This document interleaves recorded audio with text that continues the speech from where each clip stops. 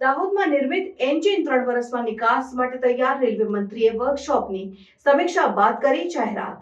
ભારતીય રેલવેના Dahod locomotive rolling stock વર્કશોપમાં આગામી 3 વર્ષમાં નિર્મિત એન્જિનનું નિકાસ શરૂ કરવામાં આવશે, એમ રેલવે મંત્રી અશ્વિની વૈષ્ણવે વર્કશોપની સમીક્ષા બાદ જણાવ્યું હતું.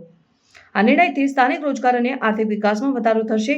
દાહોદ વર્કશોપમાં આધુનિક તકનીક અને સુવિધાઓનો સમાવેશ કરીને એન્જિનનું ઉત્પાદન કરવામાં આવશે. આથી આંતરરાષ્ટ્રીય બજારમાં ભારતીય એન્જિનની માંગમાં વધારો થશે. આ પ્રોજેક્ટથી સ્થાનિક યુવાનોને નવી તકનીકી તાલીમ અને રોજગારના અવસરો મળશે. સાથે જ સ્થાનિક ઉદ્યોગોને પણ પ્રોત્સાહન મળશે. આ પગલું મેક ઇન ઇન્ડિયા અને આત્મનિર્ભર ભારત અભિયાનને વધુ મજબૂત બનાવશે, જે દેશના આર્થિક વિકાસમાં મહત્વપૂર્ણ છે.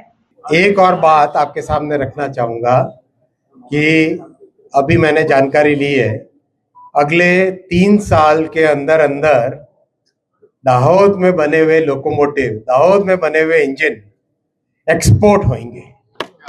3 साल के अंदर अंदर दाहोद में बने हुए इंजन एक्सपोर्ट होंगे और दुनिया भर में दाहोद का नाम जाना जाएगा.